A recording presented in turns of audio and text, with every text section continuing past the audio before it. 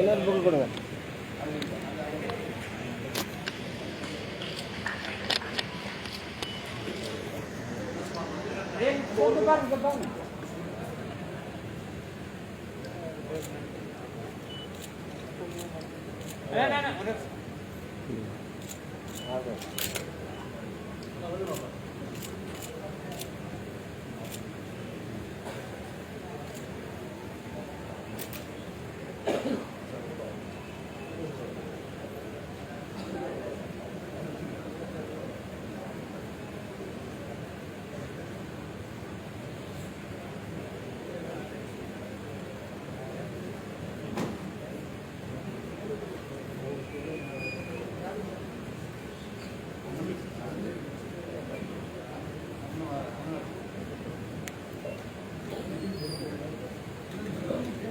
இளைஞர் என்றும் இளைஞனாக இருக்கக்கூடிய பல இளைஞர்களுக்கு வழிகாட்டியாக இருக்கக்கூடிய ஆரோக்கிய சகோதரர் மாண்புமிகு கலைப்புரிய தானு அவர்களுக்கு கவிஞர் அவர்களுக்கு பொன்னாடை போர்த்தி கௌரவிக்கிறார்.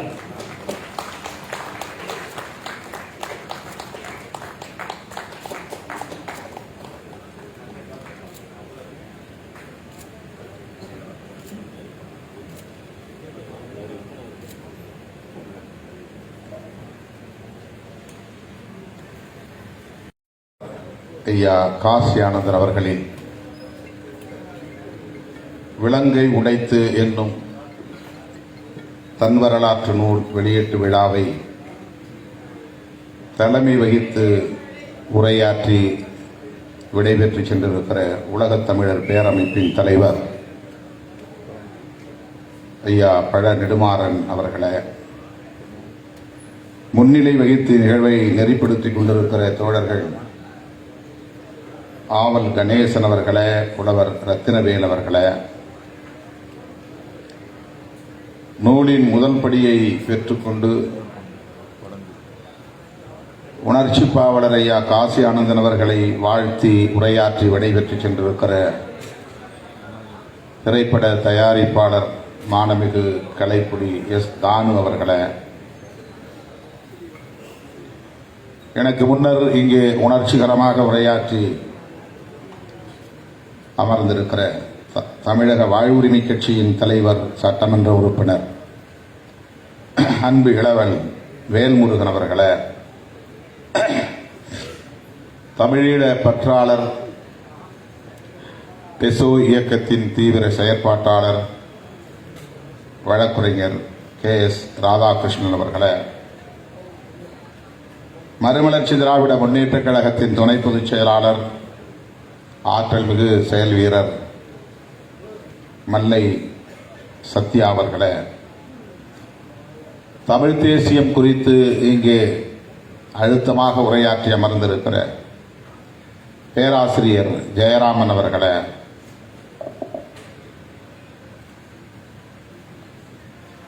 தமிழீழ விடுதலைக்கான களத்தில் இந்தியா எவ்வாறு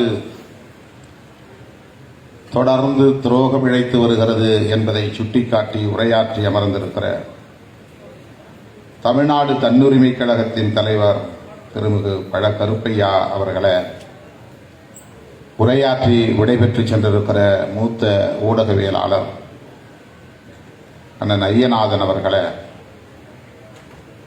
இந்த நிகழ்வை இவ்வளவு சிறப்பாக ஒருங்கிணைத்திருக்கிற தமிழ்நாடு மாணவர் கூட்டமைப்பின் தலைவர் தம்பி முனைவர் பாரிமைந்தன் அவர்களே, உரையாற்றி விடைபெற்று சென்றிருக்கிற வழக்குரைஞர் திருமதி பானுமதி அவர்களே, அனைவரையும் வரவேற்று உரையாற்றி சிறப்பித்திருக்கிற கூட்டமைப்பின் சென்னை மண்டல ஒருங்கிணைப்பாளர் துரை தேவேந்திரன் அவர்களே, நன்றி உரை ஆற்றவிருக்கிற வினோத்குமார் அவர்களே, நெறியாளுகை செய்து கொண்டிருக்கிற கூட்டமைப்பின் பொதுச் செயலாளர் ஐயாதுரை சேதுபதி அவர்களே, நிறைவாக நம்மிடையே ஏற்புரை வழங்கவிருக்கிற நூலாசிரியர், உணர்ச்சி பாவலர் ஐயா காசி ஆனந்தன் அவர்களே,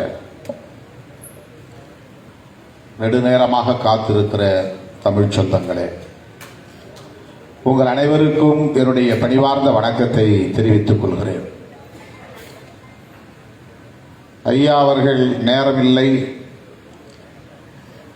நான் ஏற்புரை சில நிமிடங்களில் முடித்துக் கொள்ள விரும்புகிறேன். நீங்கள் நேர நெருக்கடி கருதி சுருக்கி விடாதீர்கள், பேசுங்கள் என்று என்னை ஊக்கப்படுத்தி அனுப்பியிருக்கிறார். இந்த நூலை வெளியிடக்கூடிய ஒரு அரிய வாய்ப்பை எனக்கு வழங்கியமைக்காக ஐயா அவர்களுக்கு நான் எனது நெஞ்சார்ந்த நன்றியை முதலில் காணிக்கையாக்குகிறேன். இது வரலாற்று சிறப்பு வாய்ந்த ஒரு வாய்ப்பு.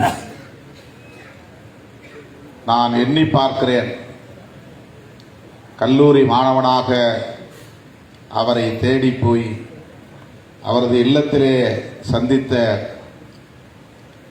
நாட்களை எண்ணி பார்க்கிறேன்.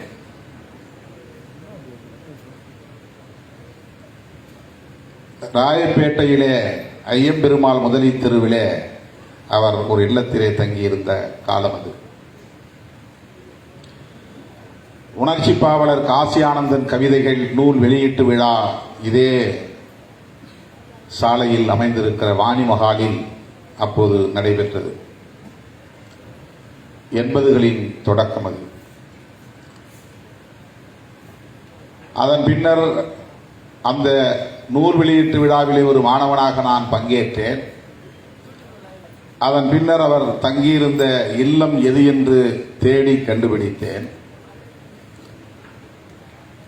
தனி ஒருவனாய் அவருடைய இல்லத்திற்கு அடிக்கடி போய் அவரை சந்தித்திருக்கிறேன். அவருக்கு அது நினைவில் இருக்க வாய்ப்பில்லை. அப்போது நான் விடுதலை புலி என்கிற பெயரில் ஒரு கையெழுத்து ஏட்டை நடத்தி கொண்டிருந்தேன். கையெழுத்து ஏடு. அந்த கையெழுத்து ஏட்டின் பெயர் விடுதலை புலி. நானே அட்டை முதல் அட்டை வரையில் என் கைகளால் எழுதுவேன். தலைப்பு முதல் செய்திகள், கவிதைகள், ஈழம் தொடர்பான அனைத்து தரவுகளையும் திரட்டி 20 பக்கங்கள் அல்லது 30 பக்கங்கள் வருகிற வரையிலே அதை எழுதி 2 நகல் எடுத்து தாடண்ட நகர் நூலகத்திலும் மேற்கு சிஐடி நகர் நூலகத்திலும் பொதுமக்கள் படிப்பதற்காக போடுவதுண்டு. அப்படி ஒரு 3-4 மாதங்கள் அதை தொடர்ந்து நான் நடத்தியிருக்கிறேன். அவ்வாறு நடத்தி அந்த விடுதலை புலி என்கிற கையெழுத்து ஏட்டை எடுத்துக்கொண்டு போய் அவரிடத்திலே ஒரு முறை காட்டி அவருடைய வாழ்த்தை பெற்றேன். எத்தனையோ பேர் வந்து போகிறவர்களும் நானும் ஒருவர், அவ்வளவுதான். அவருக்கு இப்போது நினைவில் இருக்க வாய்ப்பில்லை. ஒரு முறை நான் போய் வீட்டு வாசலில் ஒரு சின்ன வரண்டா, அதிலே ஒரு பெஞ்ச் போடப்பட்டிருந்தது, அதிலே அமர்ந்திருந்தேன். கதவு திறந்தபடியே உள்ளே இருந்த கட்டிலில் அவர் படுத்திருந்தார். எதையோ படித்துக் கொண்டிருந்தார். அவருடைய கண்களில் கண்ணீர் வழிந்ததை நான் பார்த்தேன். பிறகு தன்னுடைய துணைவியாரோடு அதை பற்றி பேசிக் கொண்டிருந்தார். அதன் பிறகு வெளியே வந்து என்னை அடையாளம் கண்டு, தம்பி வாருங்கள் என்று சொல்லி என்னை தட்டி கொடுத்தார். நான் கையில் இருந்த அந்த ஏட்டை கொடுத்தேன். அதில் முதல் பக்கத்திலே எழுதியிருந்த கவிதை வரிகளை படித்துவிட்டு யார் எழுதியது என்று கேட்டார். நான் தான் எழுதினேன் என்று சொன்னேன். தொடர்ந்து எழுதுங்கள், நன்றாக எழுதுகிறீர்கள் என்று என்னை தட்டி கொடுத்தார். இன்னுமாடா பொறுக்கின்றாய் தமிழா, நீ எருமை மாடா மனிதனாடா சொல்வாய் என்று அந்த கவிதை தொடங்கும். 10 வரிகள் எழுதிய அந்த கவிதைகள் இப்போது எனக்கு நினைவில் இல்லை. அதை நான் பாதுகாத்து வைக்கவில்லை. அந்த வரிகளை படித்துவிட்டு என்னை தட்டி கொடுத்தவர். 19 வயது அல்லது 20 வயதை தொட்ட பருவம் அது. அதன் பிறகு நான் தொடர்ந்து அவருடைய நூல்களை படிக்கக்கூடியவனாக, கவிதைகளை படிக்கக்கூடியவனாக, மாணவர்களுக்கான போராட்ட களங்களில் அவருடைய கவிதைகளை மேற்கோள் காட்டி பேசக்கூடியவனாக, ஈழம் தொடர்பான அனைத்து அறப்போராட்டங்களிலும் பங்கேற்கக்கூடியவனாக என்னை பரிணமித்துக் கொண்டேன். அப்போதெல்லாம் ஆங்காங்கே போராட்டங்கள் வெடிக்கும், மாணவர் போராட்டங்கள். ஐஜி அலுவலகத்திற்கு எதிரிலேயே போராட்டம் நடக்கும்.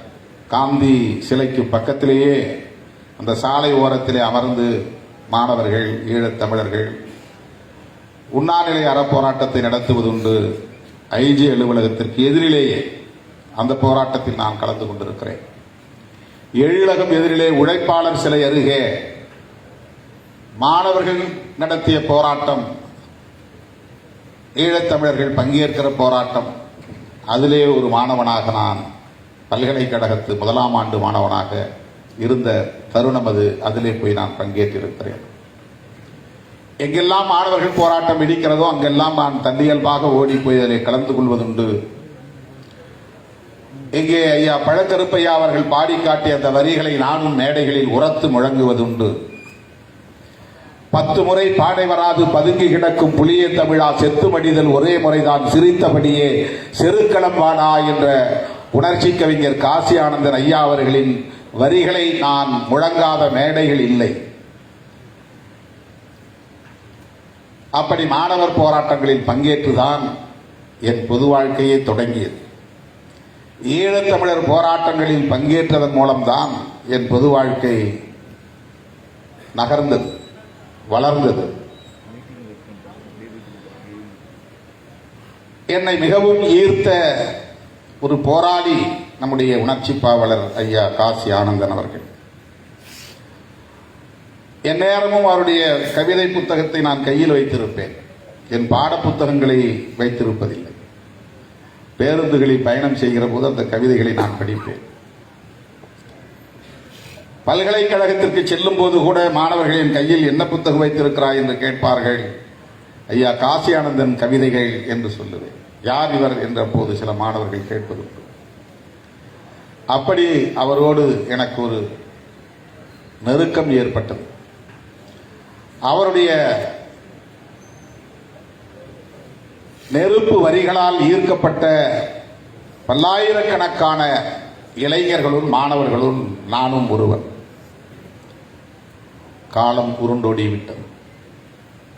எத்தனையோ பல மாற்றங்கள் நிகழ்ந்திருக்கின்றன. விவரிக்க முடியாத துயரத்தில் வீழ்ந்து கிடக்கிறது தமிழ் சமூகம். அந்த பேர் இழப்பில் இன்றைக்கு நம்மை போன்றவர்களும் விமர்சனங்களுக்கு ஆளாக நேர்ந்திருக்கிறது. அந்த போராட்ட களத்தில் மேதகு பிரபாகரன் அவர்களுக்கு முன்னோடியாக இந்த களத்திலே நின்ற ஒரு போராளி உணர்ச்சி பாவலர் காசி ஆனந்தன் ஐயா அவர்கள் இன்றைக்கு அவரும் விமர்சனத்துக்கு ஆளாகிற நிலை. அவருடைய தன் வரலாற்று நூலில் இன்றைக்கு மிக முக்கியமான பாத்திரத்தை வகிக்கக்கூடிய ஒருவனாக, அவர் எழுதிய அந்த நூலை வெளியிடக்கூடிய ஒரு வாய்ப்பை பெற்றவனாக இந்த அரங்கிலே உங்கள் முன்னிலையில் நான் நின்று கொண்டிருக்கிறேன் என்பதை எண்ணி பெருமைப்படுகிறேன், மகிழ்ச்சி அடைகிறேன். அவருக்கு எப்படி இந்த நன்றியை சொல்லுவதென்று எனக்கு தெரியவில்லை.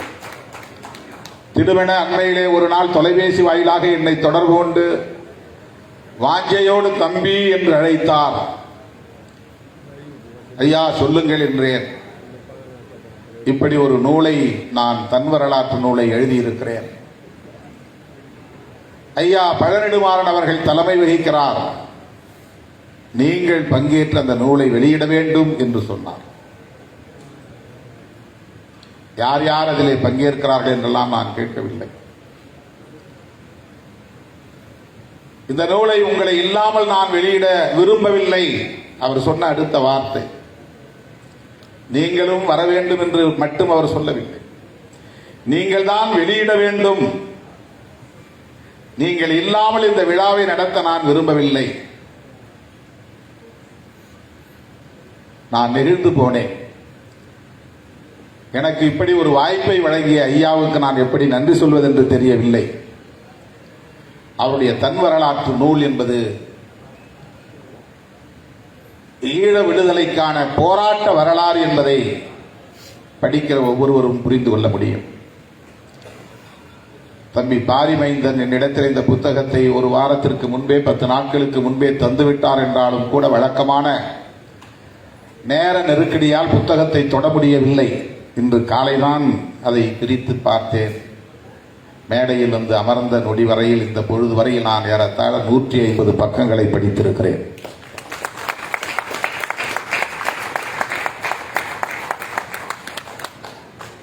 ஐம்பது ஆண்டுகளுக்கு பின்னால் நான் இப்போது நின்று கொண்டிருக்கிறேன். என் உளவியல் 50 ஆண்டுகளுக்கு பின்னால் நிற்கிறது. அவருடைய அந்த தொடக்க கால வரலாற்றை படித்ததில் இருந்து அவர் விவரித்திருக்கிற அந்த போராட்ட களம் என் நெஞ்சை ஆக்கிரமித்திருக்கிறது. இன்றைக்கு அவர் பல்வேறு விமர்சனங்களுக்கு ஆளாகிறார் என்றாலும் கூட உடனிருந்து அவரை உற்று நோக்கியவன், தொடர்ந்து பயணித்தவன், நெருக்கடியான காலச்சூழல்களில் அவரோடு நின்றவன், மக்களுக்காக என்கிற முறையில் அவருடைய பொது வாழ்வில் உள்ள தூய்மையை நான் அறிவேன். எவ்வளவு தூய்மையான பொது வாழ்வை அவர் கொண்டிருக்கிறார் என்பதை நான் அறிவேன்.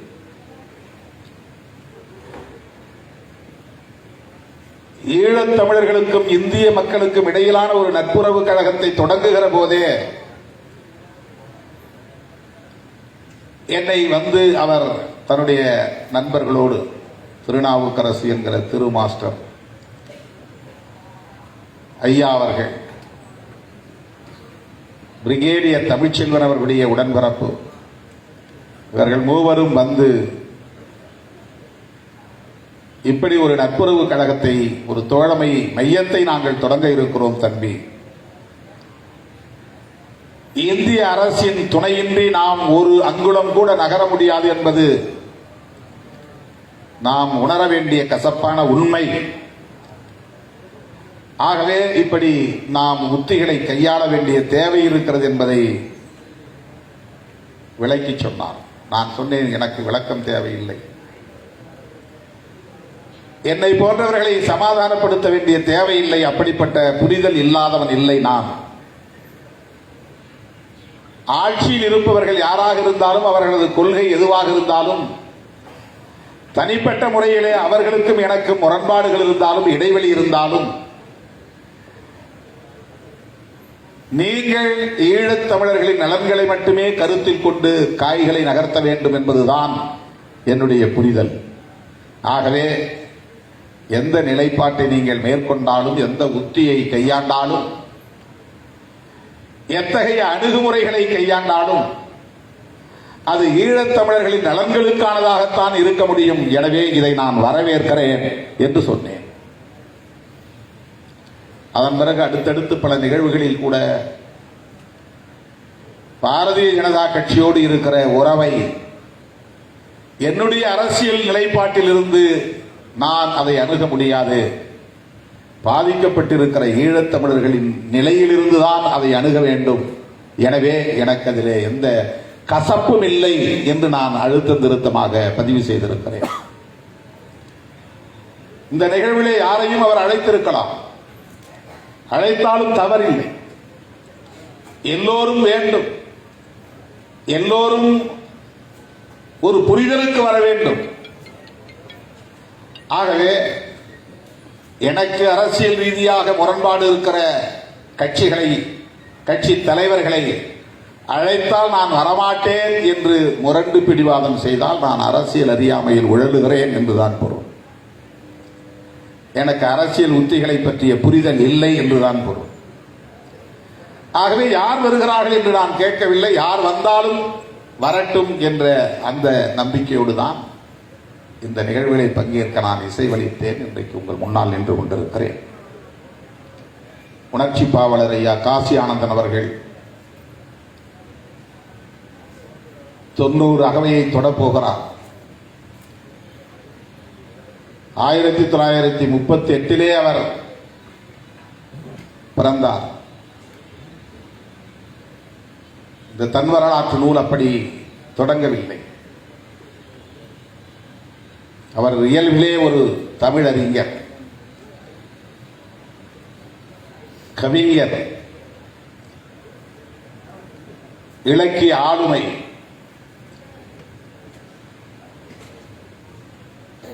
அவர் எவ்வளவு இலக்கிய நயத்தோடு இந்த நூலை படைத்திருக்கிறார் என்பதை படிக்க படிக்க தெவிட்டுகிறது என்று சொல்லலாம். அந்த அளவுக்கு தமிழும் நம்மை ஆட்கொள்கிறது, வரலாறும் நம்மை வழிநடத்துகிறது. ஏராளமான செய்திகள்,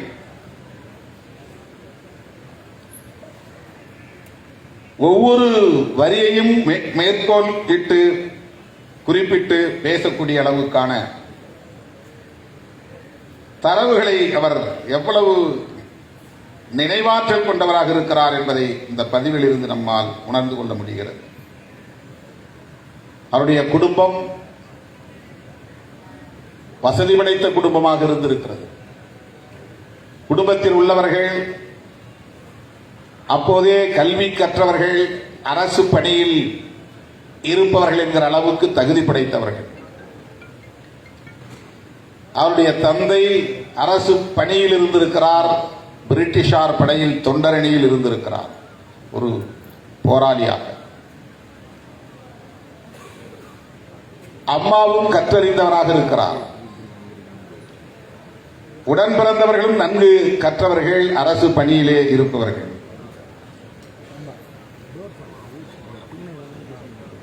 தான் உண்டு தன் வாழ்வுண்டு தன் குடும்பம் உண்டு என்கிற நிலையிலே தனது வாழ்வை அமைத்துக் கொள்ளாமல்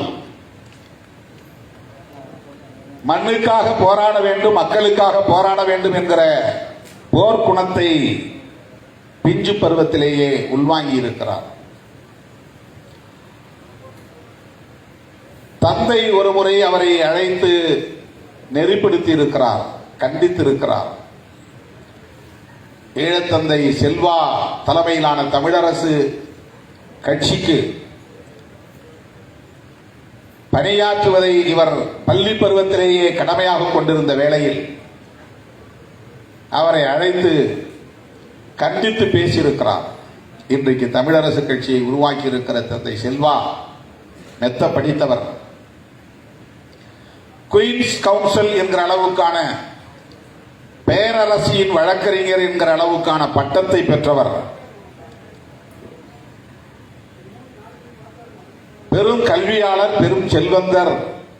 தன்னுடைய தகுதியை மிக உயர்ந்த அளவுக்கு உறுதிப்படுத்திக் கொண்டவர். அப்படி தன்னை தகுதிமிக்க ஒருவராக ஆளாக்கி கொண்ட பின்னர் தான் அவர் பொது வாழ்க்கைக்கே வந்திருக்கிறார். நீ இன்னும் பள்ளி படிப்பையே முடிக்கவில்லை, 10ஆம் வகுப்பையே தாண்டவில்லை, இப்போதே உனக்கு பொது வாழ்க்கை, நீ என்ன பண்ணுகிறாய் என்ன செய்கிறாய் என்பதல்ல பிரச்சனை, ஆனால் நீ படிக்க வேண்டும், உன் கல்வியை இழந்து விடாதே, நான் சொல்லுவதை கேட்டால் வீட்டில் இரு, சொல்லுவதை மீறினால் வீட்டை விட்டு வெளியேறு, இரண்டில் ஒன்றை நீ முடிவு செய்து கொள் என்று தந்தை கண்டித்திருக்கிறார். அப்போது இவர் தீர்க்கமாக முடிவெடுத்திருக்கிறார், வீட்டை விட்டு வெளியேறுவது என்று முடிவெடுத்திருக்கிறார். அவ்வளவு இளம் பிஞ்சு பருவத்திலேயே.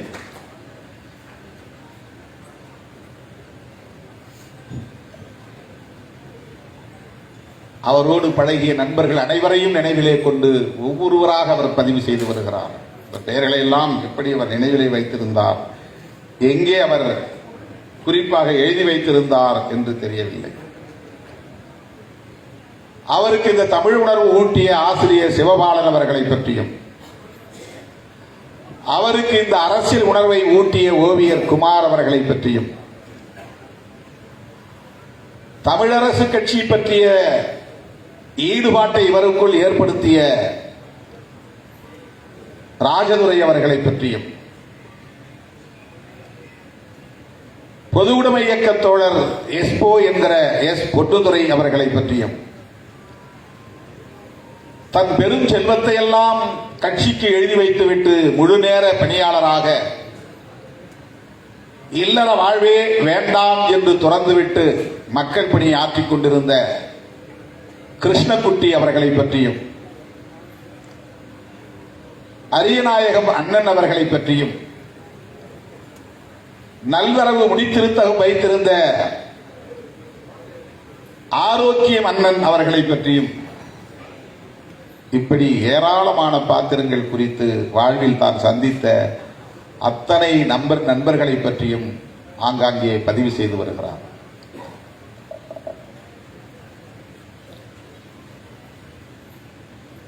முகிலழகன் கந்தசாமி அவர்களை பற்றியும் எழுதியிருக்கிறார். இப்படி சொல்லிக்கொண்டே போகலாம். அவர் பள்ளி பருவத்திலேயே இந்த போர்க்குணத்தை உள்வாங்கிக் கொண்ட நிலையில் 1956, 57, 58 அந்த காலகட்டம் தமிழ் சமூகத்திற்கு மிகப்பெரிய நெருக்கடியான காலகட்டமாக மாறுகிறது. அப்போது அவருக்கு 18, 19 வயதுதான். தனி சிங்கள சட்டம் ஒன்றை இயற்றுகிறார்கள். தமிழ் மாணவர்களும் சிங்களத்தை படித்தாக வேண்டும் என்று சட்டம் கட்டாயப்படுத்துகிறது. இந்த நிலையிலே பள்ளி மாணவனாக இருந்த சூழலில் சக மாணவர்களோடு ஸ்ரீ என்கிற சிங்கள எழுத்தை தார்கொண்டு அழிக்கிற போராட்டத்தில் இறங்குகிறார். ஸ்ரீ என்கிற சிங்கள எழுத்தோடு தமிழர் பகுதிகளுக்கு வந்த பேருந்துகளை மறித்து அந்த பலகைகளில் எழுதப்பட்டிருந்த சிங்கள எழுத்துக்களை தார்பூசி அழிக்கிற போராட்டத்தில் தன்னை ஈடுபடுத்திக் கொண்டார். பி. பாலன் சின்னதுரை என்பவன் அந்த பேருந்துகளில் இருக்கிற எழுத்துக்களை எல்லாம் அழிக்கிறாய், ஆனால் காவல் நிலையத்தில் இருக்கிற எழுத்தை அழிக்கிற துணிச்சல் உங்களுக்கு இருக்கிறதா என்று கேட்டபோது உடனிருந்தவர்கள் எல்லாம் அப்படி செய்ய வேண்டாம் என்று கடந்து போன போது இவர் பாய்ந்தோடி அந்த போலீஸ் நிலையத்திலே காவல் நிலையத்திலே இருந்த சிங்கள எழுத்துக்களை அழிக்க அங்கிருந்த சிங்கள காடையர்கள் காவலர்கள் அவரை தலைமுடியை பிடித்து தரதரவென்று நிலையத்திற்குள்ளே இழுத்துக் கொண்டு போய் உதைக்க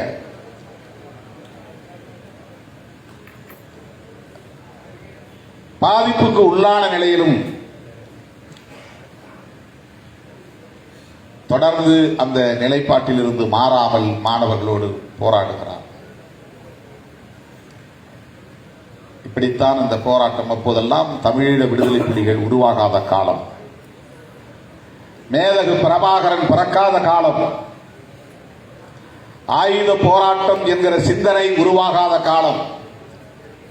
ஆனால் ஈழம் வெல்க ஈழம் வாழ்க என்று சொல்லக்கூடிய முழக்கங்கள் ஒலித்த காலம்.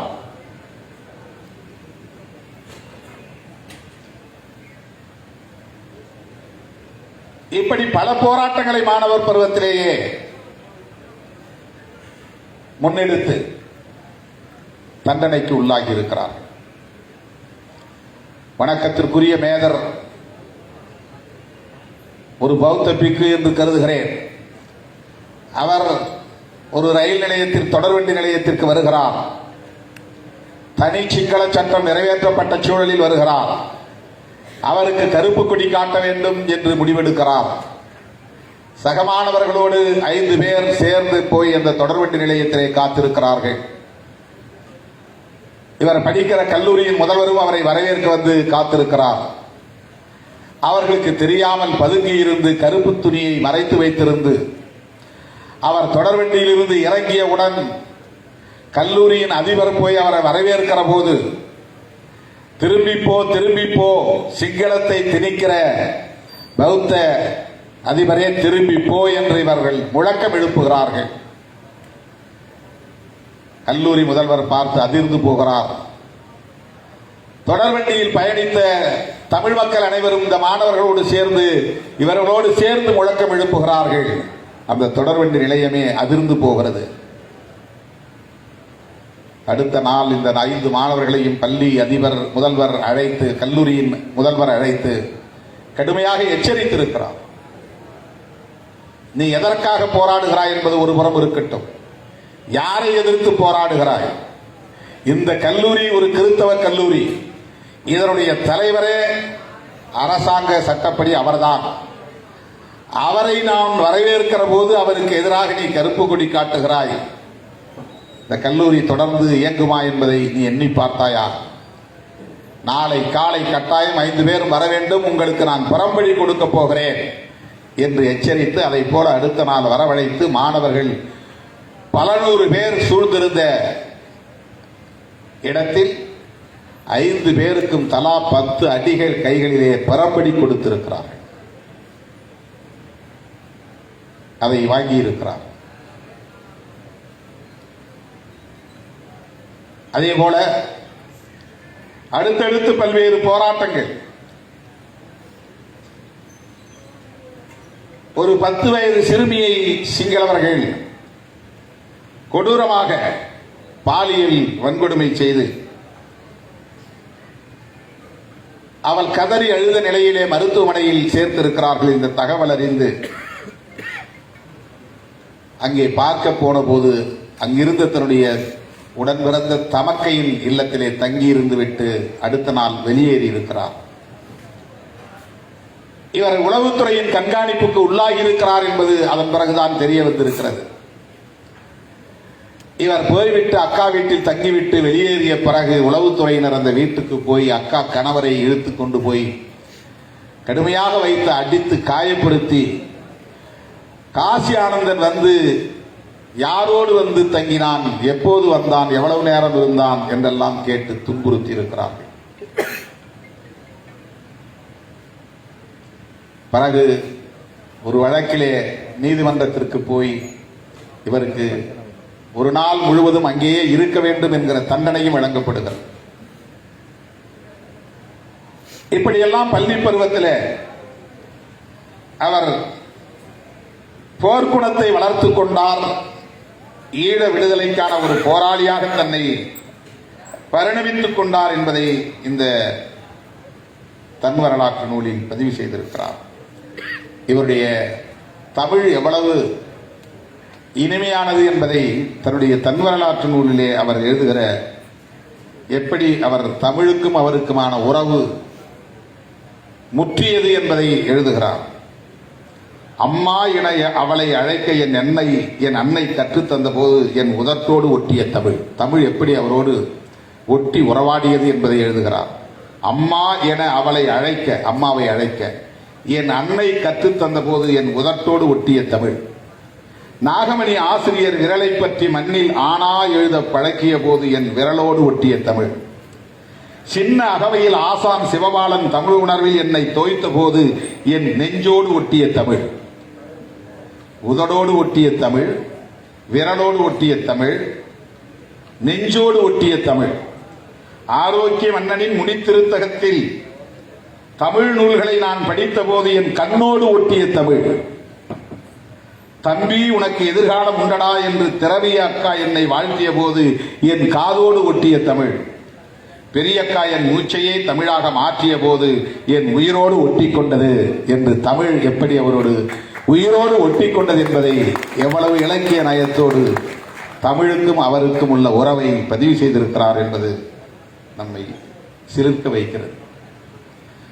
பாலு மகேந்திரா என்கிற ஒரு இயக்குனரை நமக்கு தெரியும். ஆனால் அவர் ஈழத்தமிழர் என்பது எனக்கு உள்ளபடியே தெரியாது. இந்த நூலை படித்த பிறகுதான் இவருடைய நண்பர் என்பதை இங்கே அறிந்து கொள்ள முடிந்தது. 2 பேரும் பக்கத்து வீட்டை சார்ந்தவர்கள் என்பது, இப்படி எண்ணற்ற பல செய்திகள். அவருடைய பெரியப்பா கதிராமர் என்பவர் தமிழரசு கட்சியிலே இருந்து அரசியல் செய்தவர். திடுமென ஒரு நாள் ஐக்கிய தேசிய கட்சியிலே போய் தன்னை இணைத்துக் கொண்டார். தன்னுடைய குடும்பத்தில் தன்னுடைய உறவினர் ஒருவர் அரசியலில் தீவிரமாக பணியாற்றிக் கொண்டிருந்த ஒருவர், தமிழரசு கட்சியிலே களமாடிய ஒருவர், அவர் அழகாக இருக்கிறார், அதனால் ஐக்கிய தேசிய கட்சியில் இணைந்து கொண்டேன் என்று பேட்டி கொடுத்திருக்கிறார்.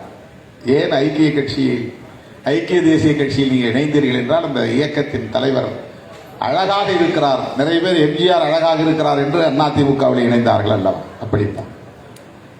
அதனால் ஆத்திரமுற்ற நம்முடைய ஐயா காசி ஆனந்தன் அவர்கள் அதற்காகவே தமிழரசு கட்சி இந்த மண்ணில் வளர்க்க வேண்டும், மட்டக்களப்பு பகுதியிலே இதை வலுப்படுத்த வேண்டும் என்று அந்த இளம் பருவத்திலேயே உறுதி எடுத்துக் கொண்டார் என்பதை இங்கே பதிவு செய்கிறார்.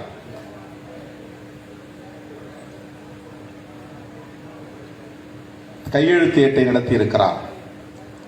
தமிழ் வாலிபர் சங்கத்தை உருவாக்கி இருக்கிறார். அண்ணா எழுதிய தாழ்ந்த தமிழகமே என்கிற கட்டுரையை, அந்த சொற்பொழிவை படித்து மனப்பாடம் செய்து மாணவ பருவத்திலேயே பேசி காட்டி பாராட்டை பெற்றிருக்கிறார், பரிசில் பெற்றிருக்கிறார், தங்கப்பதக்கம் வென்றிருக்கிறார். தாழ்ந்த தமிழகமே என்னும் சொற்பொழிவை மனப்பாடம் செய்து அன்று பேச்சு போட்டியில் நான் உரையாற்றியதும் தங்கப்பதக்கம் வென்றதும் அழிவாத நினைவாகும். இந்த வரலாற்றிலே 150 பக்கத்தில் நாம் படிக்கிற போது தமிழ்நாட்டோடும் ஈழத்தமிழர்களுக்கு தமிழ்நாட்டோடு உள்ள உறவு எவ்வளவு பின்னி பிணைந்த ஒன்று என்பதை புரிந்து கொள்ள முடிகிறது. தமிழ் பண்ணை என்று ஒரு நூலகம், அதாவது விற்பனையகம், அவர் தமிழ்நாட்டை சார்ந்தவர். மட்டக்களப்பிலே நூல் விற்பனையகம் வைத்திருக்கிறார். அங்கே நாள்தோறும் போய் அமர்ந்து அங்கு வருகிற நாளேடுகள், வார ஏடுகள், புத்தகங்கள், சங்க இலக்கியங்கள் என்று எல்லாவற்றையும் உரிமையோடு எடுத்து படித்து, அப்படித்தான் தமிழ் உணர்வை நான் வளர்த்து கொண்டேன். தமிழ் பண்ணை எனக்கு எவ்வாறு பயன்பட்டது என்பதை ஒரு இடத்திலே பதிவு செய்கிறார். சிவகங்கை மாவட்டத்தை சார்ந்த அதிகரம் என்னும் ஊரில் பிறந்தவர் தமிழ் பெரும் பாவலர் பரமஹம்சதாசன். அவருடைய நூல்கள், அவருடைய இலக்கியம் எந்த அளவுக்கு இவருக்குள்ளே பாதிப்பை ஏற்படுத்தியது என்பதையும், தமிழீழ விடுதலை இயக்கத்தின் முன்னோடி அவர்தான் என்று பதிவு செய்கிறார் பரமஹம்சதாசன். அதே போல சுத்தானந்த பாரதியாருடைய கவிதைகளை, அவருடைய உரைகளை, அவருடைய சிந்தனைகளை சிலாகித்து இங்கே பதிவு செய்திருக்கிறார். அவர் ஒரு முறை ஒரு நிகழ்ச்சியிலே பங்கேற்று உரையாற்றிய பிறகு, மாணவன் என்று ஏன் அழைக்கப்படுகிறது, அந்த சொல்லுக்கு என்ன பொருள் என்று மாணவர்களை பார்த்து கேட்டபோது யாரும் பதில் சொல்லவில்லை. 14 வயதான காசி ஆனந்தன் ஐயா அவர்கள் எழுந்து, மான் என்றால் சிறப்பு, மாணவன் என்றால் சிறப்புக்குரியவன் என்று விளக்கமளித்ததால் அவரை ஆரத்தழுவி பாராட்டி உச்சி மோந்ததை இங்கே நினைவு கூறுகிறார்.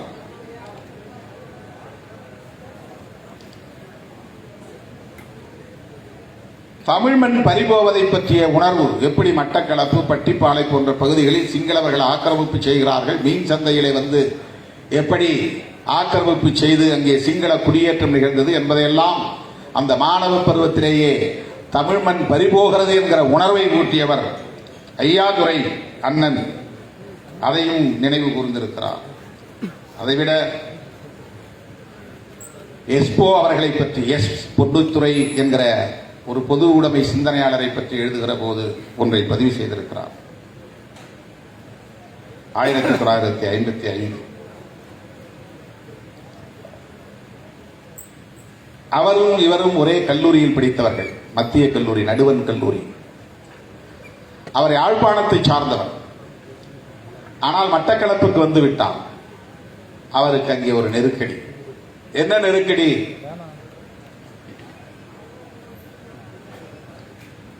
சாதிய நெருக்கடி. ஐயா அவர்கள் 14-15 வயதிலேயே சாதியத்திற்கு எதிராக தன்னை ஆளாக்கிக் கொண்டார் என்பதை அவருடைய இந்த 150 பக்கத்திலேயே நாம் பார்க்க முடிகிறது. சாதியத்திற்கு எதிராக எப்படி அவர் தன்னை வளர்த்துக் கொண்டார் என்பதை. எஸ்பு அவர்கள் நலவன் என்கிற ஒரு சமூகத்தை சார்ந்தவர். ஈழத்திலே நலவன் என்ற ஒரு சமூகம் இருக்கிறது. அவர்கள் அங்கே உள்ள தீண்டப்படாத சமூக பிரிவினர்.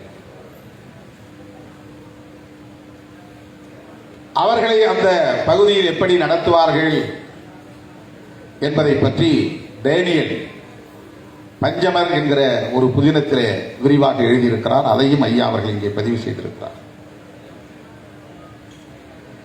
அவருக்கு நேர்ந்த நெருக்கடியை இதிலே எழுதுகிறார். 2 பேருக்கு இடையிலே ஒரு உரையாடல் நடக்கிறது. அதை அவரே எஸ்போ அவர்களே எழுதியதாக அவருடைய வரலாற்றில் வாழ்தல் என்கிற நூலில் பதிவு செய்திருப்பதை இங்கே மேற்கோள் காட்டுகிறார். 2 முரணர்கள் என்னை இடித்து தள்ளினார்கள். நீதானே பொன்னுதுரை? ஓ, நீ என்ன சாதி? என்னை சாதிக்கு இப்ப என்ன? நீ நலவன். நீ எப்படி அந்தோணியார் கல்லூரியை படிப்பிக்கலாம்? அதுதான் பிரச்சனை. அந்தோணியார் கல்லூரியிலே நீ எப்படி படிப்பிக்கலாம்? எனக்கு இந்த சங்கதி தெரியாது. நீ சாமியிட்ட ஒன்ற சாதியை சொன்னியா? அவர் கேட்கல, நான் சொல்லல. அவர்கள் என்னை அடித்து துன்புறுத்துவதிலும் அவமானப்படுத்துவதிலும் குறியாக இருந்தார்கள். தொடர்ந்து எஸ்போ அவர்கள் உரத்த துணியில் பதிவு செய்கிறார். ஜாதி திமிரின் காங்கையிலே உலர்ந்த சருகு காற்றிலே அலைக்கழிக்கப்படுகிறது. உரும்பிராய்களும் ஊர்காவற்றுறைகளும் சேர்ந்து கத்துகின்றன. ஓடு, நீ பிறந்த மண்ணிலே உனக்கு உரிமை கிடையாது, ஓடு. யாழ்ப்பாணத்தின் சாதி திமிரினால் உதைத்து விளையாடப்படும் பந்தானான். பந்தோ இல்லையோ நான் உதைக்கப்படுகிறேன். மனம் வலிக்கிறது. மீண்டும் ஓட்டமும் தேடலும். இது எஸ்போவுடைய எழுத்து.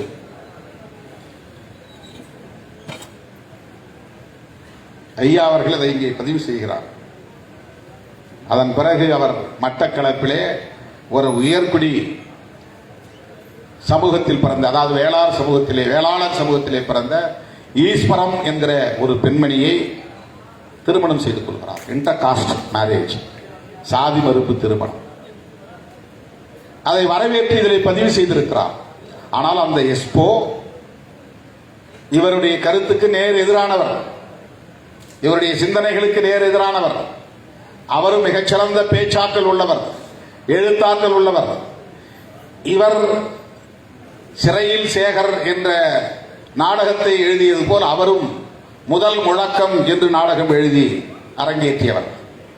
அந்த முதல் முழக்கம் என்கிற நாடகத்தில் இவரை எல்லாளனாக நடிக்க வேண்டும் என்று வலியுறுத்துகிறார். அதில் உள்ள கருப்பொருள் இவருடைய அரசியலுக்கு நேர் எதிரானது. முதல் முழக்கம் என்கிற கதையின் கரு என்னவென்றால், இலங்கை தீவு சிங்களவர்களுக்கே சொந்தமானது. தமிழர்கள் தமிழ்நாட்டில் இருந்து இந்தியாவில் இருந்து வந்தேறியவர்கள். ஆகவே அங்கே மன்னனாக இருந்த கைமுனு என்பவன் எல்லாளனை எதிர்த்து போராடி அவனை வீழ்த்துகிறான். கைமுனு எழுப்பிய முழக்கம்தான் முதல் முழக்கம். இதுதான் எஸ்போ அவர்களின் கதை. மகாவம்சத்திலே வரக்கூடிய ஒரு பகுதியை அவர் நாடகமாக எழுதுகிறார். அதிலே இவரை எல்லாளனாக நடிக்க சொல்கிறார். எல்லாளனாக நடித்து அவர் எழுதிய வசனங்களை இவர் பேச வேண்டும். எஸ்போ தமிழர்களின் அரசியலுக்கு எதிரானவராக இருக்கிறார். அவர் எழுதிய நாடகத்தில் நீ எப்படி நடிக்கலாம் என்று இவரோடு இருந்த மற்ற தோழர்கள் இவரை கண்டித்திருக்கிறார்கள். ஆனாலும் ஒப்புக்கொண்டோம், எனவே அதில் நடித்தாக வேண்டும் என்று நடிக்கிறார். இவர் எந்த அளவுக்கு போர்க்குணம் உள்ளவர், தான் உள்வாங்கிக் கொண்ட அரசியலில் உறுதியாக இருப்பவர், சொல்ல வேண்டிய செய்தியை சொல்ல வேண்டிய இடத்தில் துணிச்சலாக சொல்லக்கூடியவர் என்பதற்கு இந்த ஒன்று நமக்கு பெரும் சான்றாக இருக்கிறது. உள்ளபடியே நான் வியந்து போனேன். அவர் என்ன எழுதுகிறார் என்றால், எல்லாளன் கைமுனு போர், கடைசியாக எல்லாளன் மீது கைமுனு ஏவிய அம்பு அவன் மார்பிலே பாய்ந்து விடுகிறது. மார்பிலே பாய்ந்த அம்பை கையிலே எடுத்து வைத்துக் கொண்டு அவன் வசனம் பேச வேண்டும். அந்த வசனத்தை பேசி முடித்ததும் படம், அந்த நாடகம் முடிகிறது.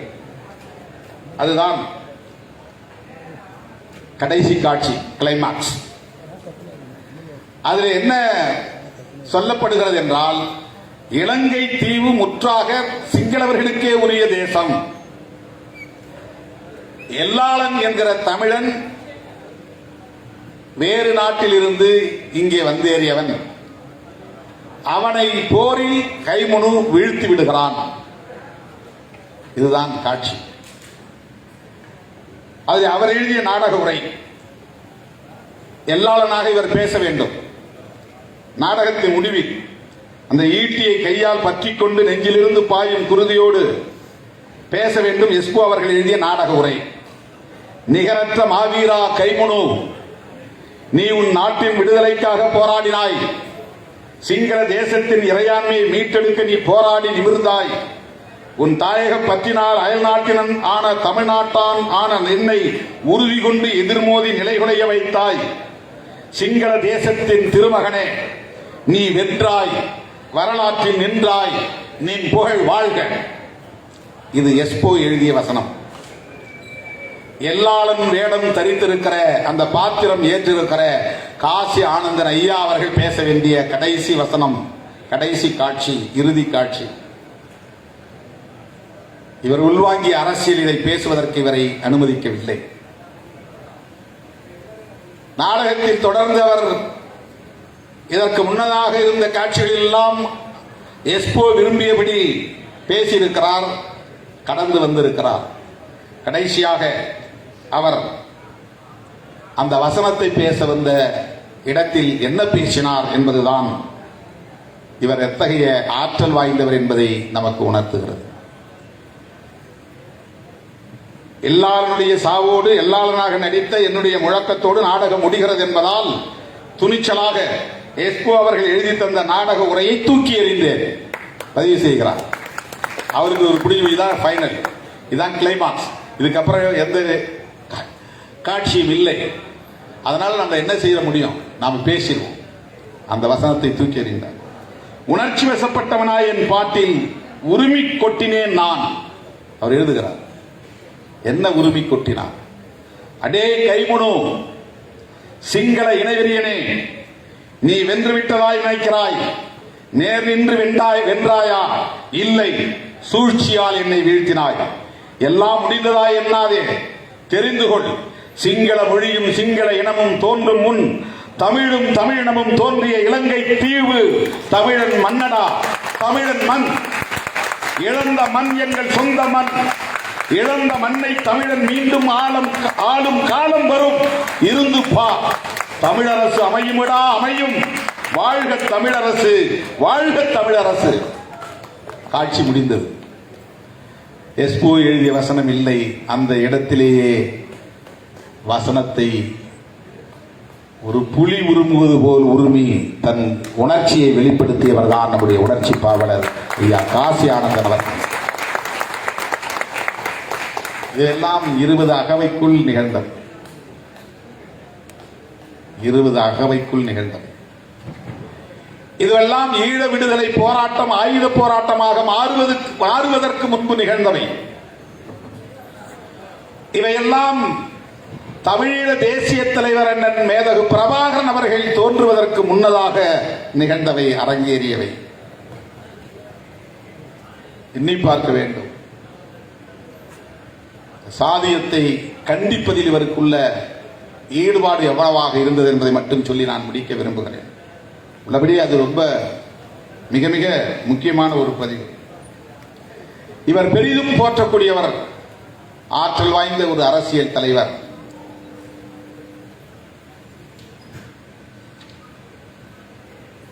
அரசியலை எவ்வாறு உள்வாங்கிக் கொள்கிறோம் என்பது முக்கியமானது. வெறும் இன உணர்வும் மொழி உணர்வும் தமிழ் தேசியம் ஆகாது என்று நான் அடிக்கடி சொல்லி இருக்கிறேன். வெறும் மொழி உணர்வும் இன உணர்வும் தமிழ் தேசியம் ஆகாது. தமிழ் தேசியத்தின் உண்மை பகை எது என்பதை கண்டறிந்து அதற்கு எதிராக களமாடுவதுதான் தமிழ் தேசியத்தின் முதன்மையான தேவை. மொழி உணர்வும் இன உணர்வும் பொங்கி வழியக்கூடிய ஒரு உணர்வாக மட்டுமே அவ்வப்போது தோன்றும் மறையும். அடிப்படை அரசியலை புரிந்து கொண்டு உண்மையான நட்பு சக்திகள் யார், பகை சக்திகள் யார், வேறறுக்கப்பட வேண்டிய பகை எது என்பது வரையில் நமக்கு ஒரு தெளிவு வேண்டும். அதுதான் முக்கியமானது. அது இல்லை என்றால் நாம் இடையிடையே தடுமாறக்கூடியவர்களாக மாறுவோம். அதற்கு ஒரு சான்று இவருடைய வாழ்க்கையில் நிகழ்ந்திருக்கிறது.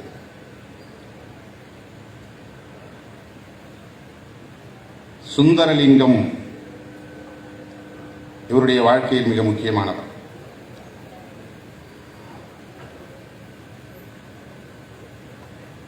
அவர் எப்படிப்பட்டவர் என்றால் சிங்கள எதிர்ப்பில் அதிதீவிரமானவர், ஒரு மகத்தான போராளி.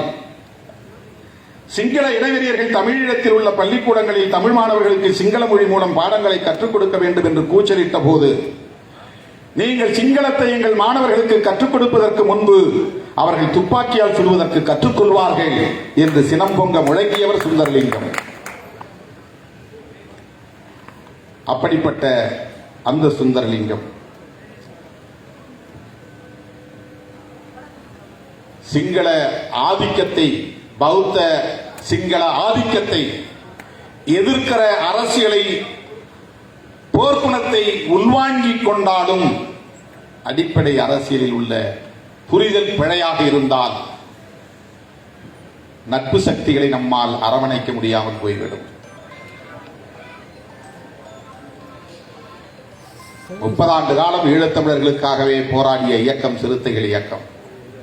தேர்தல் அரசியலில் ஒரு நிலைப்பாடு எடுத்ததற்காக சிறுத்தைகள் இயக்கத்தை எவ்வளவு கொச்சையாக விமர்சிக்க முடியுமோ அவ்வளவு கொச்சையாக இந்த மண்ணிலே சிலர் விமர்சித்தார்கள். அது அரசியல் அறியாமை. நட்பு சக்திகளை இழப்பது என்பது அரசியல் அறியாமை. தேர்தல் தொடர்பான அரசியல் நிலைப்பாடுகள் என்பது முற்றிலும் வேறானது. கொள்கை சார்ந்த அரசியல் நடவடிக்கைகள் என்பது முற்றிலும் வேறானது. தேர்தல் தொடர்பாக இருக்கிற நிலைப்பாடுகள் தற்காலிகமானவை, இடைக்காலமானவை. கொள்கை தளத்தில் நாம் எடுக்கிற நிலைப்பாடுகள் நிலையானவை, நீடிக்கக்கூடியவை. அந்த புரிதல் தேவை. தேர்தலின் போது ஒரு கட்சியோடு சேருவது அல்லது கட்சியை விட்டு வெளியேறுவது என்பது ஒரு ஸ்ட்ராட்டஜி, ஒரு உத்தி, அவ்வளவுதான்.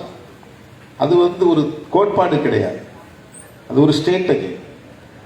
தேர்தலில் பங்கேற்பது அல்லது தேர்தலை புறக்கணிப்பது என்பது ஒரு ஸ்ட்ராட்டஜி, அது ஒரு உத்தி. அது ஒரு கோட்பாடாக இருக்க முடியாது. தமிழ் தேசியத்தின் எதிரி எது? தெலுங்கு தேசியமா, கன்னட தேசியமா, மலையாள தேசியமா, இந்திய தேசியமா? இந்திய தேசியம் என்பது மொழிவழி தேசியத்திற்கு எதிரானது. மொழிவழி தேசியத்திற்கு இந்திய தேசியம் எதிரானது. இந்த அடிப்படையை முதலில் புரிந்து கொள்ள வேண்டும். இந்திய தேசியம் ஒருபோதும் மொழிவழி தேசியத்தை ஏற்காது. தனியே கன்னடர்கள், மலையாளிகள், தெலுங்கர்கள், தமிழர்கள், மராத்திகள், குஜராத்திகள் என்று தேசிய இன அடையாளத்தோடு எழுச்சி பெறுவதை இந்திய தேசியம் ஏற்காது. அல்லது இன்றைய மதவாதிகள் சொல்லுகிற இந்து தேசியமும் ஏற்காது. மதவழி தேசியம் ஒருபோதும் மொழிவழி தேசியத்தை ஏற்காது. தமிழ் தேசியத்தின் எதிரி தெலுங்கு தேசியமாக எப்படி இருக்க முடியும்? தெலுங்கனும் தெலுங்கு மொழி பேசக்கூடியவர்களும் எப்படி தமிழ் தேசியத்தின் எதிரிகளாக இருக்க முடியும்? அவர்கள் நம்மை ஆதிக்கம் செலுத்தி இருக்கலாம், நம்முடைய நிலத்தை பறித்திருக்கலாம், நம்மை ஆண்டு இருக்கலாம், அடக்கி இருக்கலாம், அழித்திருக்கலாம், சிதைத்திருக்கலாம், நமக்கு பாதிப்பை ஏற்படுத்தியிருக்கலாம். அதெல்லாம் வரலாற்று உண்மையாக இருக்கலாம். ஆனால் தமிழ் தேசியத்தின் எதிரி தெலுங்கு பேசுகிற தெலுங்கு தேசியமாக இருக்க முடியாது. மொழிவழி தேசியம் கூடாது, தேசிய இன உரிமை கூடாது, தேசிய இன அடையாளம் கூடாது, மாநில உரிமைகள் கூடாது, மாநில சுயாட்சி கூடாது, என்று சொல்லுகிற தேசியம்தான் தமிழ் தேசியத்தின் எதிரியாக இருக்க முடியும், பகையாக இருக்க முடியும். ஈழ மண்ணை பொறுத்தவரையில் தமிழ் தேசியம், தமிழீழ தேசியம் என்று அழைத்தாலும் எப்படி அழைத்தாலும் அதற்கு எதிரி, பகை பௌத்த சிங்கள தேசியம்தான். அங்கே அவர்கள் மதத்தையும் மொழியையும் இணைத்த ஒரு மேலாதிக்க கோட்பாடாக அதை வளர்த்தெடுத்திருக்கிறார்கள். அதனால்தான் வேதகு பிரபாகரன் அவர்களின் உரையில் ஒவ்வொரு முறையும் சிங்கள பௌத்த பேரினவாதிகள், பேரினம் என்றால் பெரும்பான்மை இனம், பெரிய இனம், நாங்கள் சிறுபான்மை இனம், மொழி வழி அடிப்படையில் சிங்கள பௌத்த பேரினவாதிகள் என்று இந்த 3 சொற்றொடர்களையும் தவறாமல் உச்சரிக்கக்கூடியவர் மேதகு பிரபாகரன் அவர்கள். வெறும் மொழி அடையாளத்தை மட்டுமே பகையாக அவர் நிறுத்தவில்லை, சிங்களவர்கள் என்று மட்டும் சொல்லவில்லை. சிங்கள பௌத்த பேரினவாதிகள், பேரினவாதம், அவர்கள்தான் எங்கள் பகை. இந்த 3 சொற்றொடர்களை நீங்கள் திரும்ப திரும்ப கவனிக்க வேண்டும். அவர் பேசிய அத்தனை மாவீரர் நாள் உரையிலும் ஒரு இடத்தில் கூட இந்திய அரசுக்கு எதிராக ஒரே ஒரு சொல்லை கூட அவர் பேசியிருக்க மாட்டார். அதுதான் ஸ்ட்ராட்டஜி, அதுதான் உத்தி. இந்திய அரசை பகைத்து முரண்படுத்திக் கொள்வதனால் எந்த பயனும் இல்லை, அப்படி செய்வது சரியான அணுகுமுறையும் இல்லை, அரசியல் உத்தியும் இல்லை. இதை உணர்ந்தவர் அண்ணன் மேதகு பிரபாகரன் அவர்கள். அப்படி என்றால் இந்திய அரசு துரோகம் செய்யவில்லையா செய்தது, படுகொலை செய்யவில்லையா செய்தது, தமிழர்களுக்கு எதிரி இல்லையா எதிரிதான், இன்னும் எதிராக இல்லையா எதிராக இருக்கிறது. ஆனாலும் இந்திய அரசை பகை முரணுக்கு கொண்டு போய் நிறுத்தக்கூடாது. இதுதான் ஸ்ட்ராட்டஜி, இதுதான் அரசியல் உத்தி, இதுதான் மேதகு பிரபாகரன் அவர்களின் நிலைப்பாடு. அதை போல நாம் ஒரு தேசியத்தை முன்னெடுக்கிற போது சாதி அடிப்படையிலே தமிழர்களை நசுக்குகிற அரசியல், ஒடுக்குமுறை, ஆதிக்கம், சாதி வெறி, இதை பற்றி தமிழ் தேசியம் என்ன நிலைப்பாடு வைத்திருக்கிறது என்கிற கேள்வி வருகிறது. அதற்கு உணர்ச்சி பாவலர் ஐயா காசி ஆனந்தன் ஒரு நிலைப்பாட்டை எடுத்திருக்கிறார். 20 வயதிலே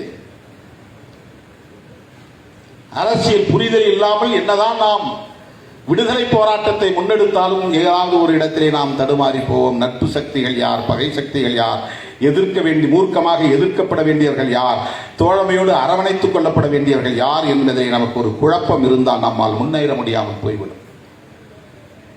நான் 2009 முள்ளிவாய்க்கால் இனக்குலை நிகழ்ந்த போதே ஒன்று சொன்னேன், அதை யாரும் கவனிக்கவில்லை.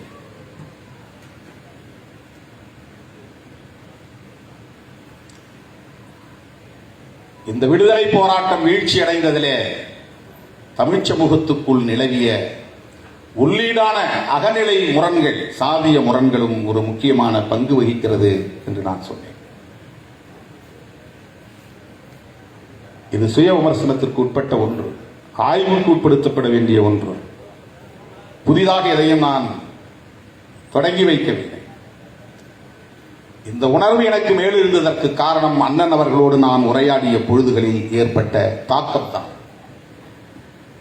வேறு யாரோடும் அவர் அப்படி பகிர்ந்திருக்க வாய்ப்பில்லை. 2002 அதற்கு பிறகு 2004 நான் தொடர்ந்து ஈழத்திற்கு செல்லுகிற வாய்ப்பை பெற்றேன். ஒவ்வொரு முறையும் 1 மணி நேரத்திற்கு மேலாக அவரோடு தனிமையில் அமர்ந்து உரையாடுவதற்கான வாய்ப்பை பெற்றேன்.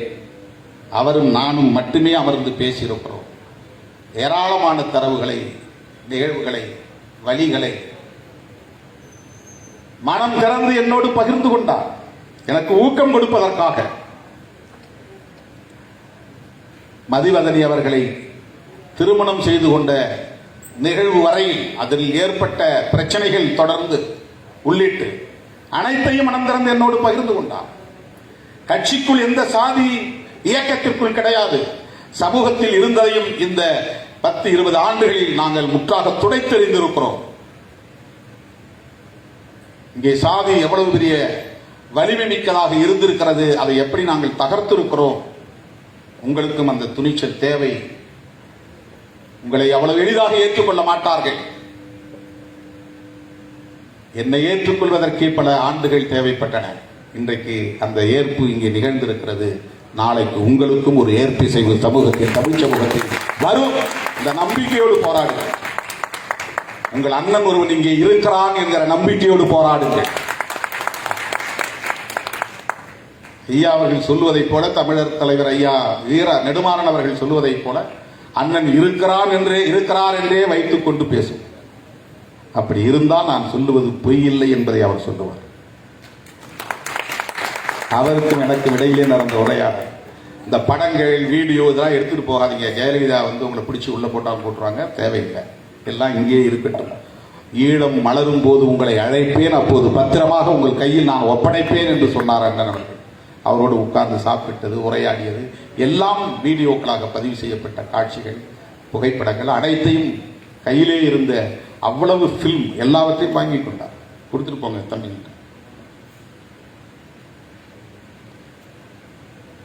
தமிழ் சமூகத்தில், ஈழத்தமிழ் சமூகத்தில் நிலவிய சாதிய முரண்கள் குறித்து வேறு எவரிடமும் அவ்வளவு தூரம் அவர் மனம் திறந்து பகிர்ந்திருக்க வாய்ப்பே இல்லை. என்னிடத்தில் அவர் பேசினார்.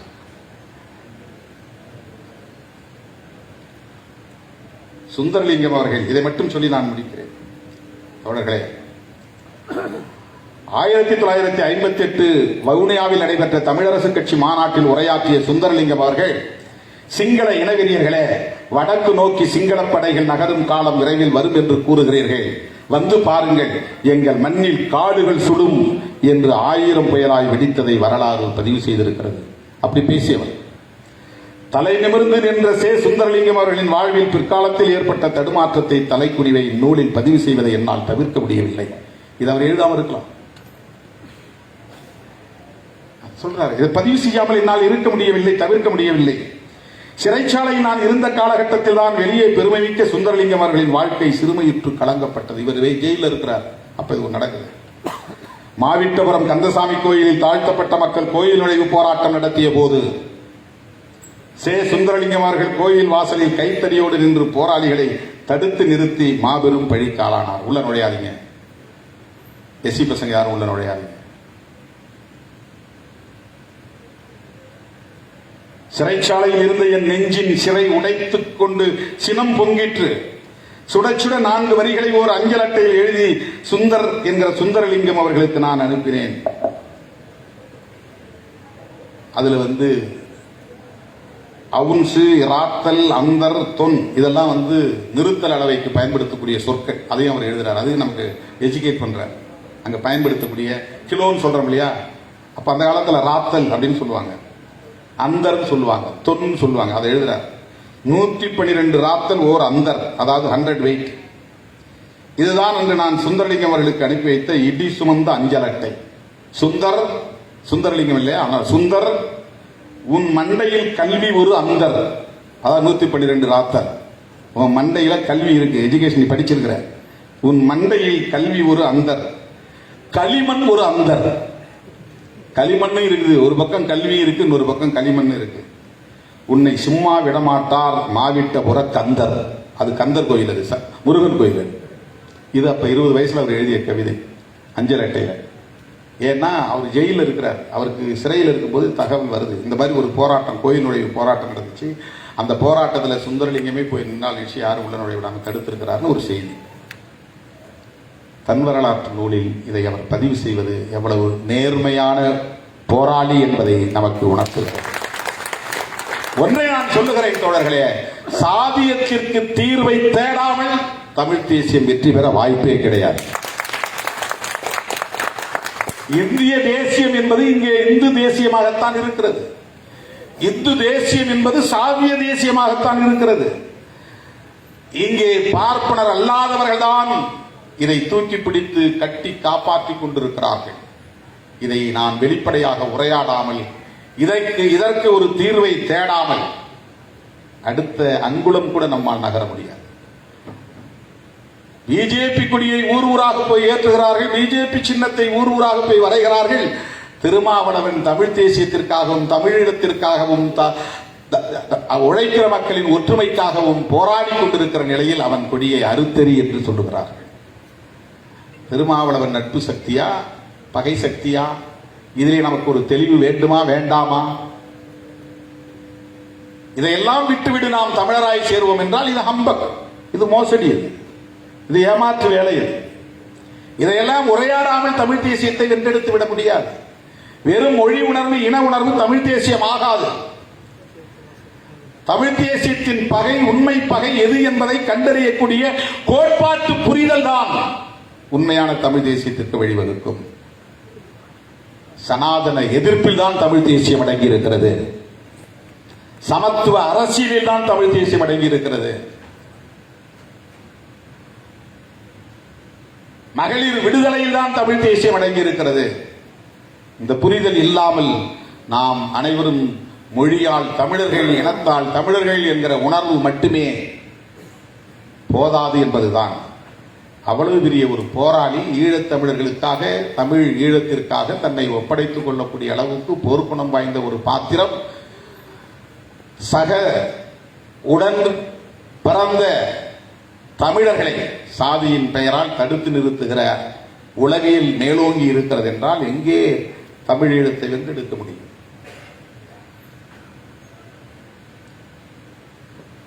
இன்னும் இந்த நூலை வைக்க மனமில்லை. அவ்வளவு செய்திகள். அதாவது நாகர்கள் எப்படி வாழ்ந்தார்கள், தேவநேய பாவாணர் நாவலம் தேயத்தை பற்றி என்ன எழுதியிருக்கிறார்,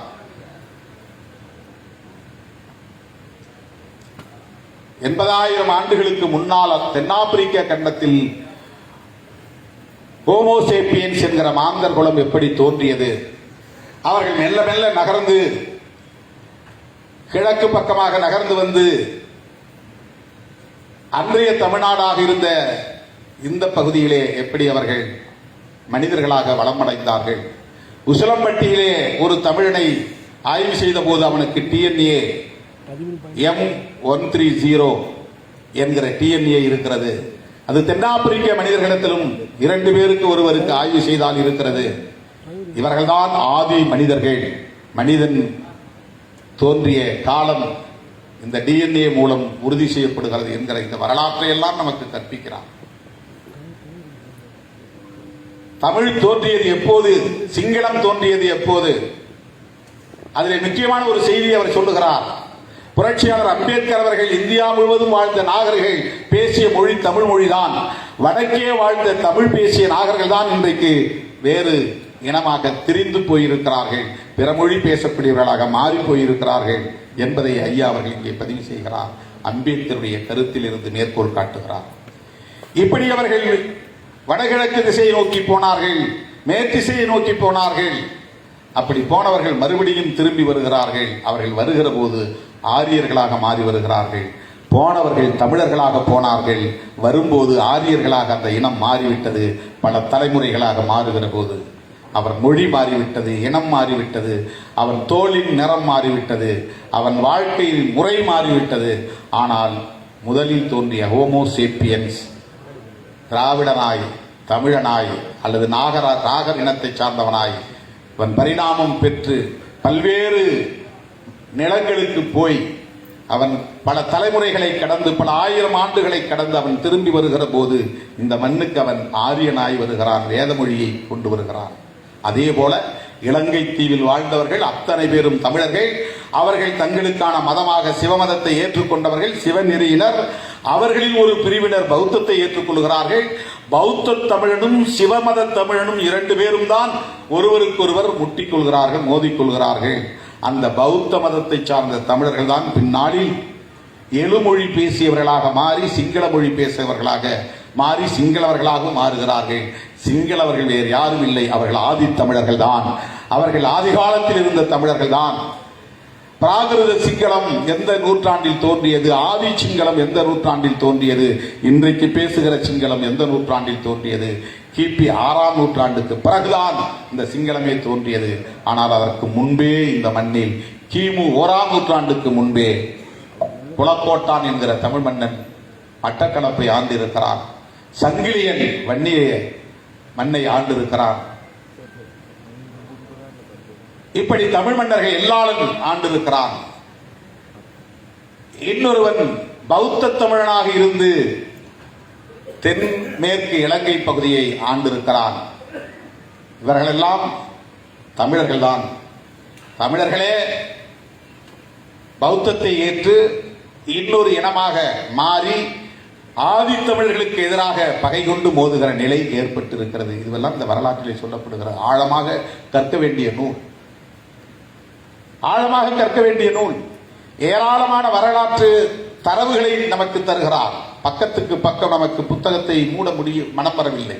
அவ்வளவு செய்திகள், தமிழ் சம்பந்தமான தொடர்பான செய்திகள். இங்கிருந்து யார் யார் அங்கே வந்தார்கள், திருச்சி லோகநாதனில் இருந்து பெரிய பெரிய தமிழ் ஆளுமைகள் எப்படி இசைத்தமிழை பரப்பினார்கள், நாடகத் தமிழை பரப்பினார்கள், இயல் தமிழை பரப்பினார்கள், தமிழ்நாட்டு தமிழறிஞர்களுக்கும் அங்குள்ள தமிழறிஞர்களுக்கும் இடையிலே எப்படியான ஒரு உறவு இருந்தது, பிணைப்பு இருந்தது, இணைப்பு இருந்தது, எல்லாவற்றையும் சொல்லுகிற ஒரு வரலாற்று நூலாக இது இருக்கிறது. அருமை தோழர்களே, உணர்ச்சி பாவலர் ஐயா காசி ஆனந்தன் அவர்கள் 100 ஆண்டுகள் வாழ வேண்டும், நோய் நொடியின்றி வாழ வேண்டும். மேதகு பிரபாகரன் அவர்களின் நம்பிக்கைக்குரிய ஒரு மாபெரும் பாவலனாக வாழ்ந்து இன்றைக்கும் தமிழீழத்தை வென்றெடுக்க வேண்டும் என்கிற கொள்கை பிடிப்போடு போராடி கொண்டிருப்பவர். அரசியல் ரீதியாக எடுக்கிற உத்திகளை நாம் பிழையாக கருத வேண்டியதில்லை. இந்த மேடையில் பிஜேபி வந்திருந்தாலும் நான் வந்திருப்பேன். இந்த மேடையில் பாரதிய ஜனதா கட்சியை சார்ந்த யார் வந்திருந்தாலும் நான் வந்திருப்பேன். அவர்கள் இருக்கிற மேடையில் நான் இருக்க மாட்டேன் என்று சொன்னால் அது என்னை முன்னிறுத்துகிற ஒன்றாகத்தான் மாறுமே தவிர இந்த அரசியலை முன்னிறுத்துகிற ஈழத் தமிழர்களை முன்னிறுத்துகிற ஒன்றாக அது இருக்காது. என்னை பொறுத்தவரையில் ஈழம் வெல்ல வேண்டுமானால் இந்திய அரசின் துணையும் தேவைப்படுகிறது, சர்வதேச சமூகத்தின் ஆதரவும் தேவைப்படுகிறது. இது நாம் ஒப்புக்கொள்ள வேண்டிய கசப்பான உண்மை. அந்த ஆட்சியில் தான் எதிராக இருந்தார்கள். இந்த ஆட்சியில் நமக்கு